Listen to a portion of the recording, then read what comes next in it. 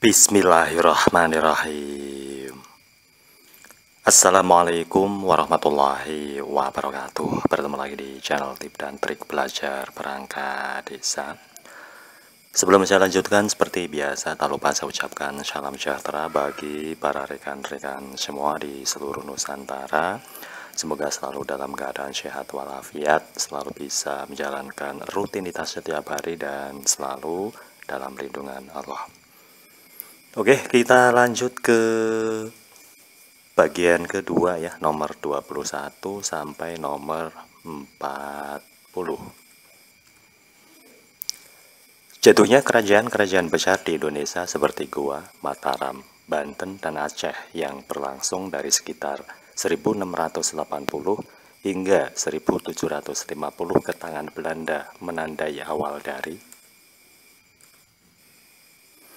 A. Hancurnya perdagangan rempah-rempah. B. Mulai terciptanya kesatuan wilayah di Indonesia. C. Pendidikan Barat masuk ke Indonesia.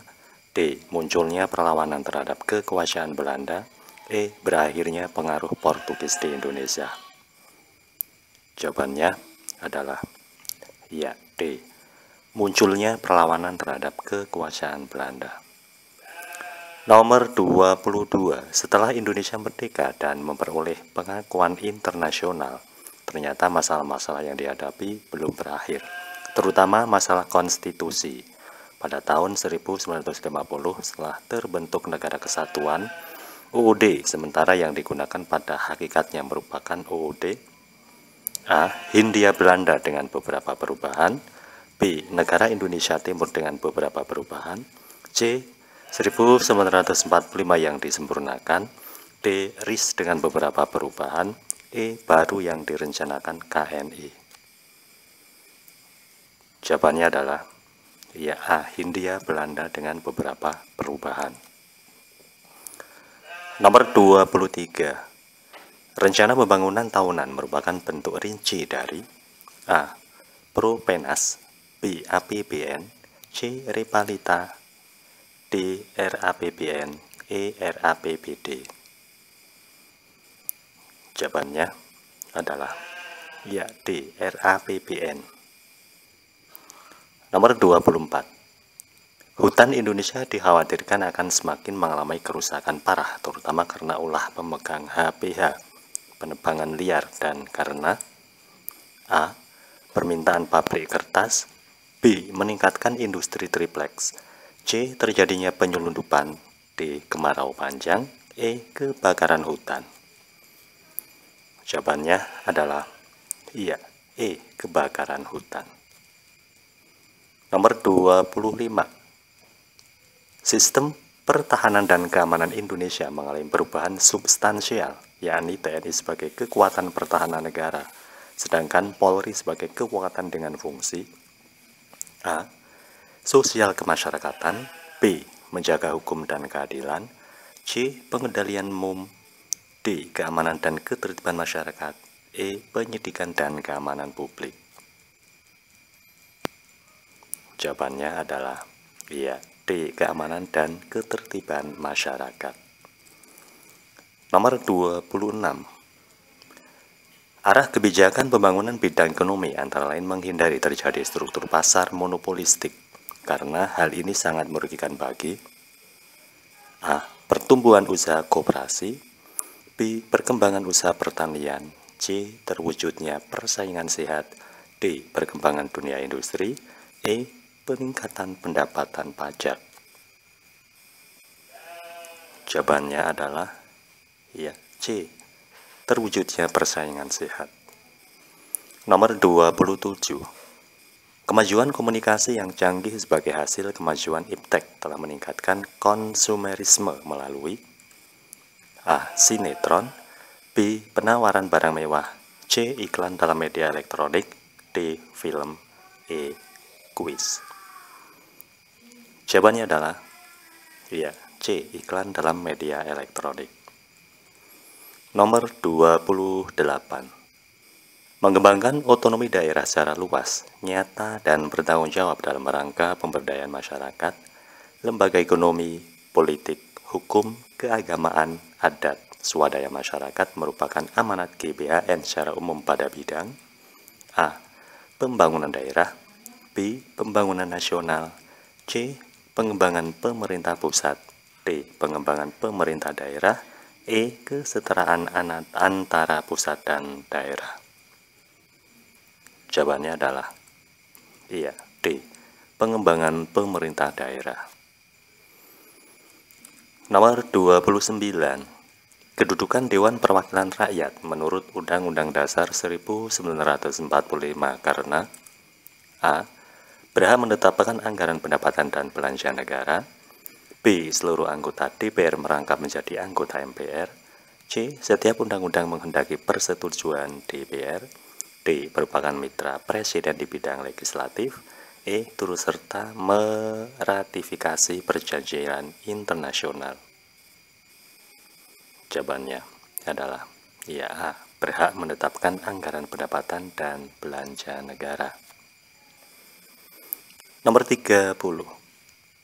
Salah satu perbedaan prinsipal antara Orde Reformasi dengan orde sebelumnya adalah A.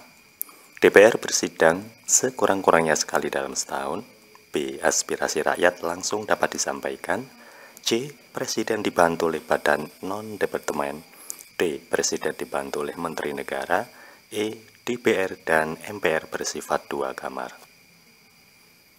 Jawabannya adalah ya, B. Aspirasi rakyat langsung dapat disampaikan. Nomor 31. Pemilihan umum yang dilaksanakan di Indonesia selama Orde Baru memiliki asas langsung, umum, bebas, dan rahasia. Sedangkan pada masa reformasi pemilu 1999 termasuk juga asas A. Kebersamaan, B. Semua untuk semua, C. Efektif dan efisien, D. Jujur dan adil, E. Bertanggung jawab. Jawabannya adalah ya, D. Jujur dan adil. Nomor 32. Penyelenggaraan pemerintah dengan otonomi berdasarkan pada asas A. Dekonsentrasi, B. Desentralisasi, C. Medebewin, D. Sentralisasi, E. Konsentrasi. Jawabannya adalah ya, B. Desentralisasi. Nomor 33.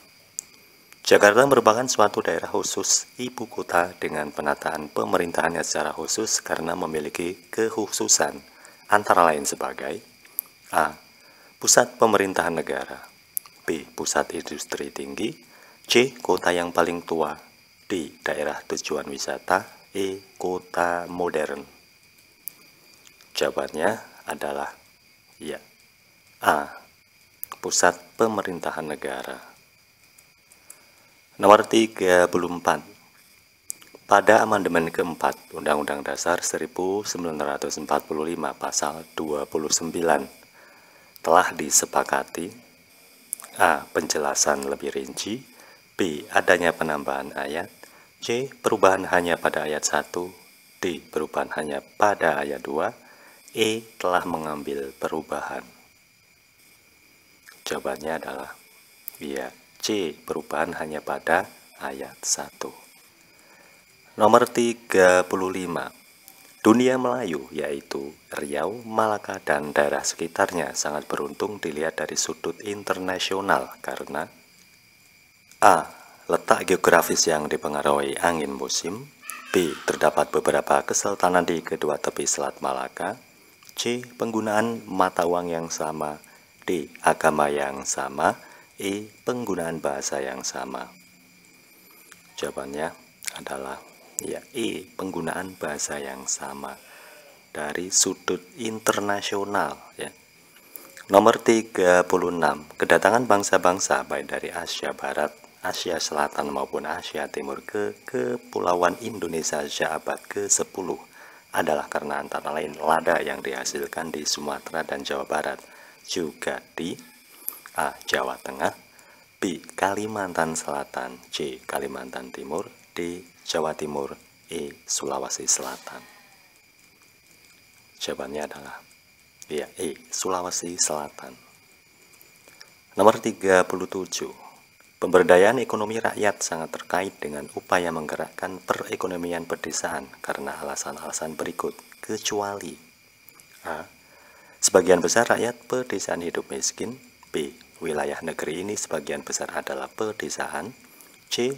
Pedesaan kaya dengan potensi yang dapat dikembangkan. D. Rakyat di pedesaan menuntut demokratisasi ekonomi. E. Pembangunan pedesaan dapat menghemat arus urbanisasi.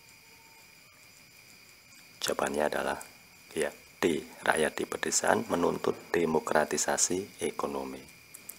Lanjut nomor 38. Berdasarkan Undang-Undang Dasar 1945, anggota Badan Pemeriksa Keuangan dipilih oleh A.